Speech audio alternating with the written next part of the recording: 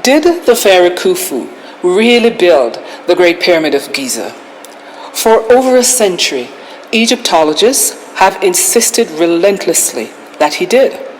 But when you look closer, not at the supposed building tools or at the impossibility of cutting blocks of granite or whatever, but at Khufu himself, the story quickly begins to unravel. Forget the copper chisels, ropes, and the ram theory for a second. And what we see is a very questionable human being beginning to emerge. So let's dissect that human, the man behind the Pharaoh, his mind, motives, and his unstable behavior. In this episode of Ancient Egypt's Story of the Snake, the unlikelihood of Khufu being the builder of the Great Pyramid is in the spotlight, for all of the obvious suspected reasons. And as you learn more and more about the snake's story in this and in other videos, the answer will become patently obvious. As we dissect Khufu, keep in mind that while Egyptology uses some scientific disciplines, it's not a science, certainly not one free of error. Egyptology is first and foremost interpretation, and it's full of assumptions and confirmation biases. So is there some irrefutable evidence that exists that Khufu really built the Great Pyramid? Well, that would depend on how you define irrefutable. Here's the evidence that we have in a nutshell. Egyptology tells us that Khufu was a mastermind behind the Great Pyramid. And the evidence to support that claim is a cartouche and some graffiti supposedly found in 1837 inside the Great Pyramid by an English army officer and amateur Egyptologist named Howard Vyse. However, Vyse's personal diary entries raise suspicions about the find. So, did someone fake the so-called evidence? But there has to be other evidence, right? We'll come back later to what other evidence Egyptologists may or may not have found. Here's the thing. Like many of ancient Egypt's pharaohs, Khufu had a huge god complex. These were larger-than-life, ego-driven personalities. Yet despite his huge god complex, Khufu had some very peculiar, very interesting nightmares that filled him with fear. And then there were his documented bad behaviors. Khufu, it turns out, wasn't exactly beloved. In fact, ancient sources, including the Greek historians like Herodotus, called Khufu cruel, vain, and tyrannical, and also a heretic for good measure. Egyptologists have accused Herodotus and others of defaming poor Khufu. Maybe they did. However, what if they didn't? Let's keep our dissection going. Common sense and clarity will be the deciding factors as we make up our minds about the man that was behind King Khufu. Egyptian sources described Khufu making questionable spiritual decisions, which involved him closing temples and preventing the people from worshipping their gods. And then Khufu's behavior, as recorded in both classical and folklore accounts, such as the famous Westcar Papyrus, leans towards Khufu being a despot. The Westcar Papyrus is a collection of stories that combine satire and farce, a kind of once-upon-a-time look at a royal family, exposing their flaws and mocking them in the process. Each story contains barely hidden allusions and criticisms about this family, including Khufu himself. The specific story about Khufu tells of his decision to have a condemned prisoner decapitated, and then have the magician named Dedi bring the man back to life by reattaching his head magically. The magician refused, and so some animals were successfully substituted instead. Egyptologists and some scholars, perhaps in their effort to maintain the Khufu built the Great Pyramid theory, have jumped to defend the Westcar's portrayal of Khufu as simply mysterious, difficult to assess, since he did, after all, accept the magician's suggestions, they point out. Are they purposely missing the glaring point that even centuries after Khufu's reign had ended, ancient Egyptians made a point of mocking the behavior and character of this pharaoh and some of his family? Why do you think they took the trouble to do so? Then there were Khufu's mortuary priests. He was said to have employed over 65 priests who he assigned to his afterlife cult. That's an extraordinary number. Most pharaohs had maybe 20. Grandiosity or telltale signs of narcissism? Maybe. There are only a few possible physical likenesses of Khufu in existence today to tell us what he looked like. There's a tiny statuette and 2 sculpted heads, all of which may or may not be Khufu. So more telling than Vice's disputed cartouche is a lack of a reasonable body of surviving legacy for Khufu. Where's Khufu's tomb art? Where are his statues, inscriptions, his golden treasures, or even his body? Khufu's mummy has never been found. Though Khufu's place of burial is unknown, at least we can see the remains of his mortuary temple. So why does it look as if it was purposely obliterated? Egyptologists explain that over time, Khufu's temple simply fell into ruin, and that the stones were used by others for their own projects. Okay, that sounds reasonable. However, it still points to a lack of reverence and veneration for Khufu. Why wasn't the building know-how that went into the Great Pyramid extended to King Khufu's mortuary temple? Why couldn't this master builder preserve his own legacy?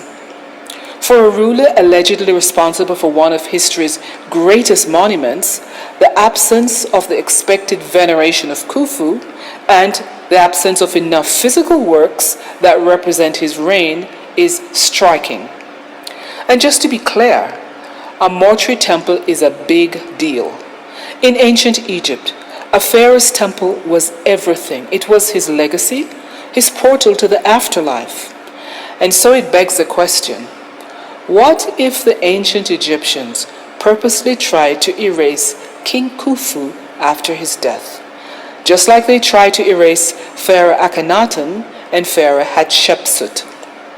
Well, at least Khufu had solved the problem of how to build a really sophisticated, smooth-sided pyramid. And with that kind of success, future pharaohs who wanted to build their own impressive pyramid tombs could just follow Khufu's blueprint and also succeed. However, several collapsed and ruined pyramids built after Khufu's reign defy that logic. Egyptologists have suggested that ancient Egyptians had had some practice runs at building pyramids, the subliminal message being that Khufu's ability to successfully build this amazing structure that is a Great Pyramid was a culmination of previous lessons learned. Okay, let's look at what they're referring to. Pharaohs before and after Khufu struggled to replicate the Great Pyramid. Khufu's own father, Sneferu, built 3 pyramids: the Bent Pyramid, the Maidam Pyramid, and the Red Pyramid. The first 2 failed. They collapsed. Sneferu then built his 3rd pyramid, the Red Pyramid, at a much more shallow angle to avoid it from collapsing like the first 2. The Great Pyramid's angle of inclination is 51.8 degrees. The Red Pyramid's was 43. Even Khufu's successor, his own son, Djedefre, failed when he tried to build his own pyramid. All that remains of Djedefre's attempt is a pile of rubble. Here's a wild thought. What if the Great Pyramid already existed and Khufu just slapped his name on it? Khufu named the Great Pyramid Akhet Khufu, meaning horizon of Khufu. This echoes one of the titles of Horus, the falcon god, who is also a sun god. And in that guise, Horus is called Ra-Harakti, which translates to Horus of the horizon. Now, if you're a powerful, not-so-nice king with a god complex, is there a chance that you might just want to rename a monument your people hold sacred and call it your own? And if you decided to do so, who would dare to try and stop you? In 2013, a set of ancient papyri were found, the so-called Merer diary, written by a work inspector of the same name. The diary mentions limestone blocks being transported to Giza during Khufu's 27th year of reign. An Egyptologist jumped on this, declaring, "This is the irrefutable proof. Khufu built the Great Pyramid." But wait, Merer never says what the limestone blocks were intended for. He does, however, mention work on other buildings on the Giza pyramid site of Khufu, a residence and a valley temple to be exact. Now, given the monumentality of the Great Pyramid, it is stupefying that Merer would mention other buildings on the Giza complex and yet omit to mention the Great Pyramid itself. Why not mention the biggest, most impressive project of your career and your king's reign? Because maybe, just maybe, Merer wasn't building a pyramid. In ancient Egypt, limestone was routinely used for things like sculptures and wall reliefs. Limestone had numerous documented uses. In fact, one such documented use was the ceiling of Khufu's mortuary temple, which was said to have been made of limestone. The Merer evidence is therefore pretty thin. It doesn't meet the standard of irrefutable. Now, Khufu might very well have had the intention for his mummy to be placed inside the Great Pyramid, since he placed his funerary complex right next to the pyramid itself. However, it doesn't prove that he built it. All that it proves is that Khufu was obsessed with the Great Pyramid, as we can deduce from his nightmares. So let's talk about Khufu's dreams, literally. The 15th century Arab historian Ibrahim al-Magrizi, obviously using handed-down oral history, wrote that Khufu, who was known as Saurid in Arabic texts, had terrifying visions.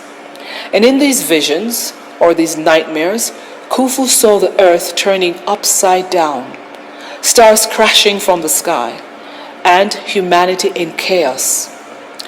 In one of Khufu's nightmares, he was even shown stars falling down from the heaven and kidnapping humans, and then putting them beneath two large mountains.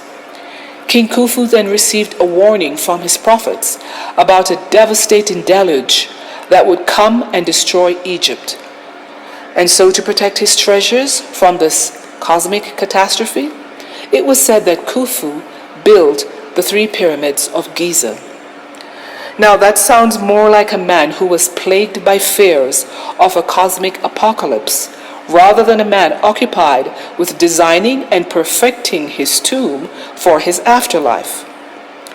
The square on the circle that Khufu's nightmares spring from is a symbol that is encoded in the Great Pyramid's geometry.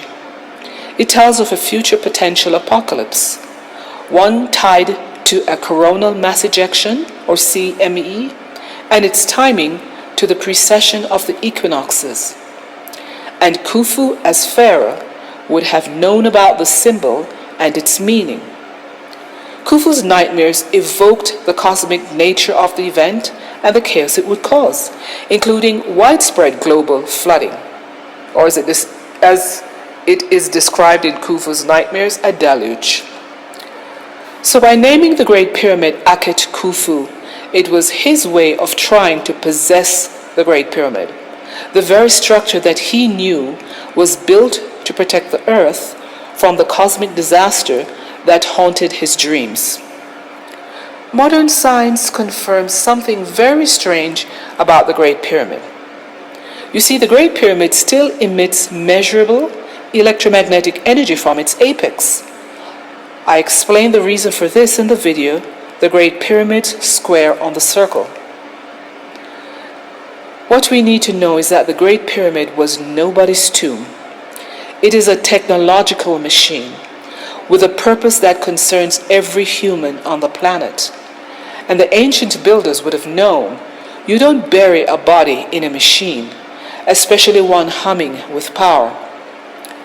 The latest claim from at least one Egyptologist is that it was Khufu himself who decided while he was still alive that he didn't want to or need to have his body placed inside the Great Pyramid in order to enter into the afterlife, because he was a god. Now, does that seem like a reasonable explanation for the lack of a mummy inside the Great Pyramid? What if Khufu was just the first pharaoh, crazy enough to try to take credit for building the pyramid? And if Khufu wasn't the builder, is there an acceptable explanation? What does your gut say? Share your comments below. And to learn how the Great Pyramid protected Earth's magnetic field and its center of mass, and the meaning of the symbol behind the square on the circle, watch the video about the Great Pyramid Square. Thanks for watching.